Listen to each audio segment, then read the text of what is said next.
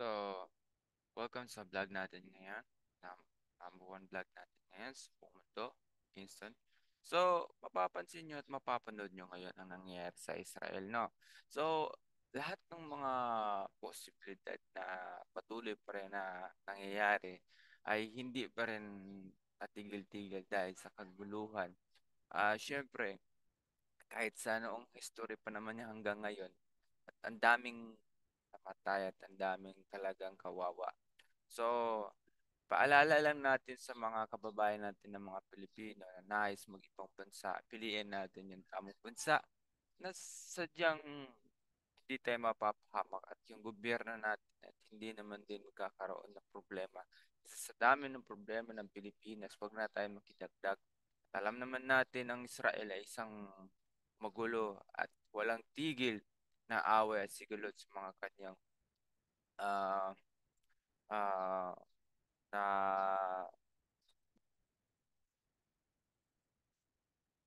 sa kanyang mga syudad na nakapalibot sa kanya at saka hindi dapat talaga pagtuunan ng pansin ang pagiging ah, isang OFW sa lugar na ito.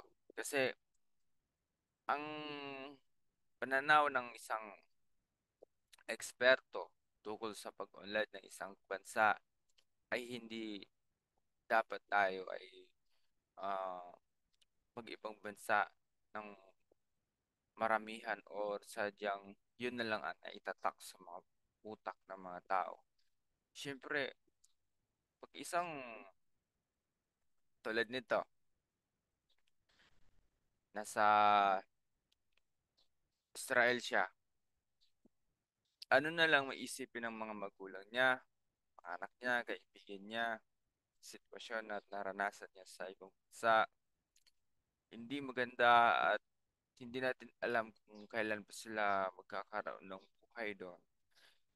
Ilang taon nang nakalipas na wag na talaga magpa-deploy ng mga empleyado at mga OFW sa bansa na ito. Pero matigas talaga ang ulo ng mga agency at ng mga nasasakupan ng gobyerno dahil siyempre pinapayagan nila kaysa maging alien o magiging isang TNT sa isang bansa. Kaya walang sapat na dokumento. So, ganyan na lang ginawa nila. So, ngayon, sabihin natin, pinakamalaking palitan ng dolyares at saka iba-ibang currency sa Pilipinas is galing sa mga OFW.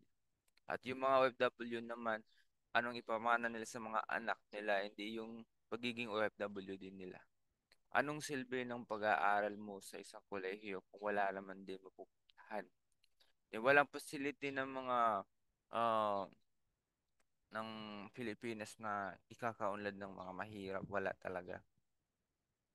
Bawat buwan na nangyayari ang Pilipinas, same at same pa rin.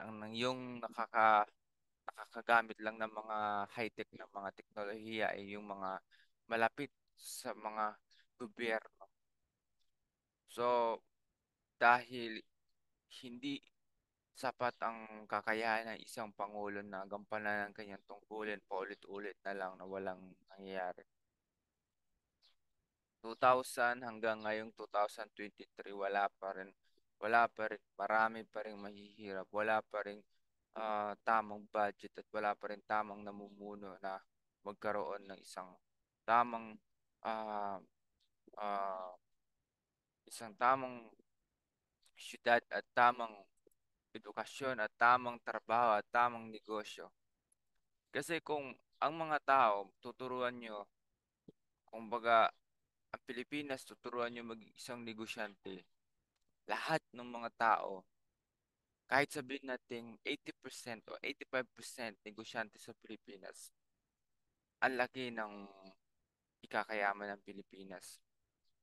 At nabalitaan ko noon, sabi ng mga lolo't lolo ko, dapat pumayag na sana tayo sa pagiging ah, kabilang ng United States na dolyares na yung pera natin para hindi na ganun hindi na ganun kahirap. Kaso, pinili pa rin natin yung peso. Bakit? dahil meron tayong karapatan at saka yung pagiging mataas na value. So, pagiging mahirap, pagiging mababa ang palitan ng dolyar sa peso. Sobrang baba noon hanggang ngayon. At saka pinagtatawanan lang tayo ng Amerika. So, ano bang dapat nating imungkahi o gawin? Dapat, wag na natin asahan ang gobyerno pagdating sa development at saka pagdating sa edukasyon, pagdating sa negosyo, pagdating sa lahat, eh dahil hindi niya kaya. Gawin niya ang dapat niyang kampanan at tayo naman ang mga Pilipino na nanirahan dito sa Pilipinas, maging negosyante tayo. Huwag natin ibaba ang kapwa natin dahil pag binababa mo yung kapwa natin at maiinggit ka, walang mangyayari. Matutulog at kakain kayo at parehas na parehas pa rin ang mangyayari. Gigising ka sa umaga, matulog ka sa tanghali, trabaho ka sa hapon, ganun pa rin, walang mangyayari. Kailangan ito ay isang experience sa isang mga bayaning OFW na wag na lang natin sundan ang kanilang yapak. Binubuhos niyo yung kanilang mga buhay para lang sa pamilya at para lang sa kanilang pangarap. Kaya wag na natin silang sundan sa yapak nila dahil mapapahamak lang naman din tayo. Kailangan um, magtayo tayo ng isang tamang desisyon upang hindi tayo matulad sa mga taong na sinasakripisyo ang kanilang buhay para lang sa kaunting halaga at para mabigyan ng kinabukasan ng kanilang pamilya. So, ano bang dapat nating isipin ngayon? Isipin natin ngayon na ipagdasal sila, bigyan sila ng ah, karapatan upang bumalik sa bansa at kung saan sila malayang mamuhay. Kaya wag nilang isipin at wag nating isipin na ang Pilipinas ay isang mahirap na bansa. Tinatanim kasi natin sa isip na mahirap, eh. Pero kung tulungan talaga at tsaka gamitin natin ang impluwensya ng ibang bansa sa pagkikipagkalakalan ng negosyo dito, walang mahirap na marami. So, ganun lang dapat ang gawin natin.